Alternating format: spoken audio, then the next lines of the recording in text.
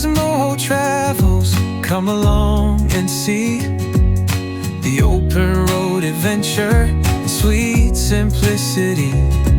Campfires glowing, wheels keep rolling on. We're living the dream where we belong. Hey, good afternoon folks, welcome back to the channel. What I thought I would do this week is give everyone a quick update on exactly where we're at with the water ingress issues that we've got with the motorhome. So basically, for those that are new here, I'll give you a quick recap. We bought the motorhome back in 2022. We collected it on the 19th of August that year.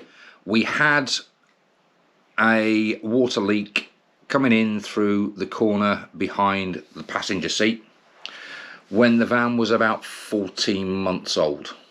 So that would have been the back end of 2023.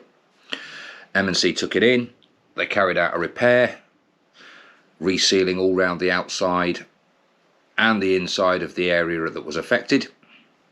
We had the next hab check done down at M&C in July of 2024, and that actually came back clear. So we thought, look, we're golden. They've sorted the problem out, fantastic.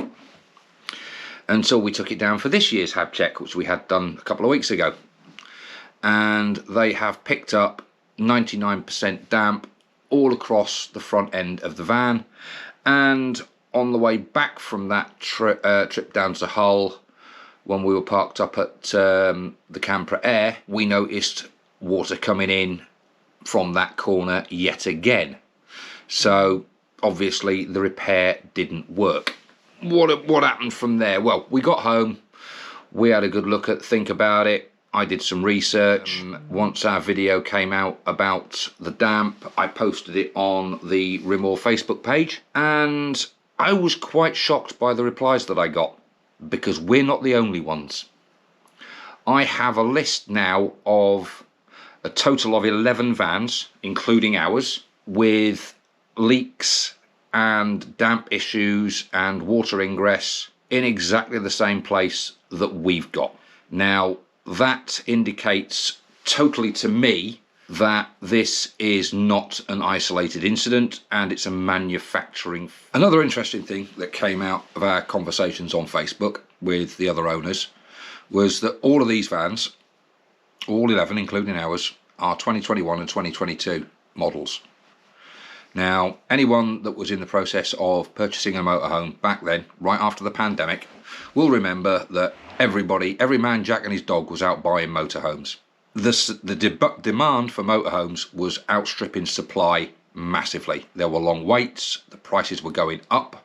I think that some of these manufacturers, in their rush to get these vans out to meet that demand, have cut corners, quality control has gone out the window, and owners like us and the others on the Facebook page are now dealing with the consequences of that. So, where do we go from there?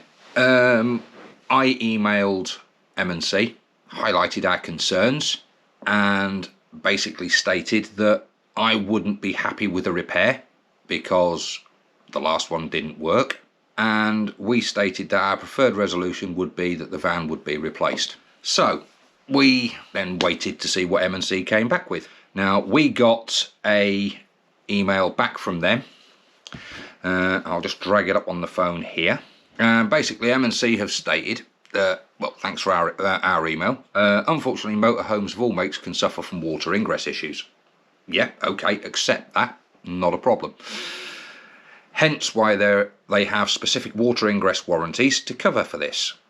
Repairing them is normal and standard procedure and will not devalue the vehicle. And we would still have the remainder of the 5-year warranty. Now, I disagree with that. As anyone who owns a motorhome or goes out to buy a motorhome, if you came across one with a major damp issue or a documented major damp issue, water ingress issue, structural repair issue, you probably wouldn't buy it, but if you did, you'd be looking at getting it for a damn sight less. So it will, in my opinion, massively affect the value of it. They've also stated that they will book us in as soon as parts are available. Now, this is the interesting bit. Unfortunately, it seems that during manufacture, yours has missed some sealant under the end caps. That is an admission that this is a manufacturing fault. It's there in black and white in the email, which I've saved, and they've basically stated that it is a manufacturing fault. Now, to be fair to M&C, as a gesture of goodwill, they said they will carry out the work at a time to suit us. They will reimburse us for the fuel to go down there, and they'll give us next year's habitation check for free. Obviously, we had to think about this, and I am still of the opinion that I don't trust the repair, no matter how good it may be. So I sent an email back to them and said, look, I disagree with your fact that it won't be devalued. I reiterated the fact that I have evidence of at least 10 other vans manufactured at the same time as us with this ingress issue, that it's the second time that we have experienced this, and that basically we would like the vehicle replaced. I did do some research into our rights under the Consumer Rights Act of 2015. Now that states that the product must be of satisfactory quality, fit for purpose, and as described. And it also goes on to say that if a serious fault emerges within 6 years, and for some unknown reason it's only 5 in Scotland, and it's not due to wear and tear, which it isn't because I now have admission that it's a manufacturing fault, we may be entitled to repair, replacement or refund. So basically, because the van's less than 3 years old, we have a major water ingress issue that has come back despite repairs, is a manufacturing defect. We've had it regularly maintained with habitation checks every year at M&C as per the terms of the warranty with Rimor. I think we have a serious case to argue that that van was never actually fit for purpose because it was designed to handle outdoor living and the weather in Northern Europe, where, funnily enough, it rains a lot. We also stated that if Rimor come back and say, no, we're not replacing it and repair is the only option, I basically stated that I want an independent damp inspection carried out after repair at no cost to us. I want a significant extension to the water ingress warranty, specifically to cover the areas that have been repaired. And I want some compensation for the anticipated depreciation in the value of the vehicle. Because looking into that, the depreciation on that vehicle because of this damp issue is going to be between 20 and 30%. Now, on a motorhome that has a reasonable value, I would say, of between £45,000 and £50,000 now, without the damp issue, that's £10,000 to £12,000 in depreciation instantly because of the damp issue. So that email has gone to them. Now, I know M&C are busy at the moment. It's show season, and I know they are busy at all of the shows. So I am awaiting the reply on that one. Now, obviously, they're still going to have to go through Rimor to see what they say, but we'll wait and see what happens on that one.